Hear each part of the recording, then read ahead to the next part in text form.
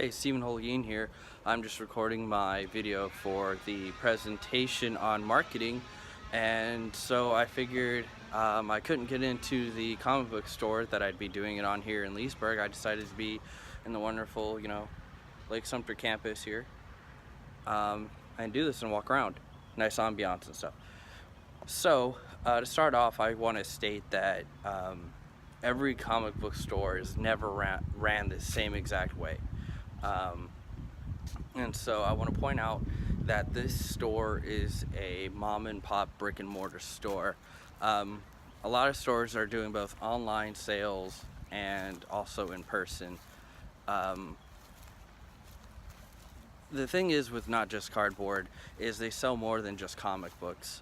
For the sake of marketing, I decided to focus on the marketing of said comic books.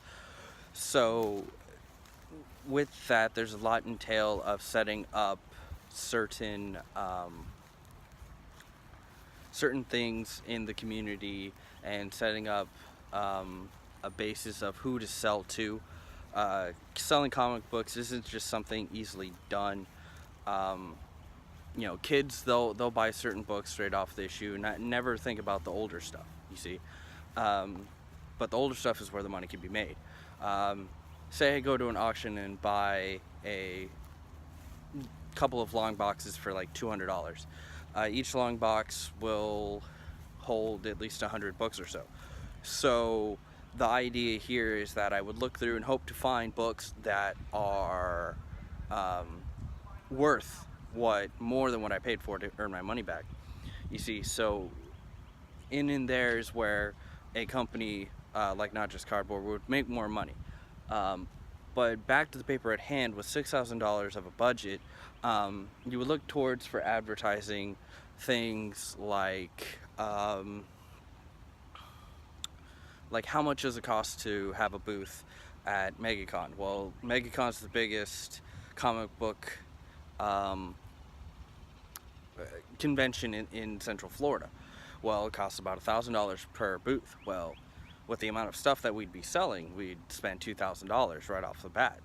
That's not also including other things like getting the stuff there and so on and so forth. I think it was Vistaprint who I went with for our cards.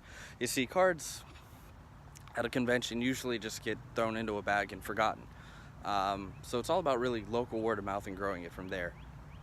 The biggest thing that the $6,000 in this budget would go to is building an experience in the comic book store. Once you build an experience for people to appreciate, then they will want to keep coming back. That goes on to how like sales and certain things would happen. You have certain events like coming up May 4th is Free Comic Book Day. Well, that's, of course, people are going to come in for the free books, but also you need to think about what kind of sales might be coming around. Well, also the weekend before is the Avengers Endgame coming out. Well, right then and there, you can sell Avengers books at a certain discount, action figures, other things associated with the Avengers.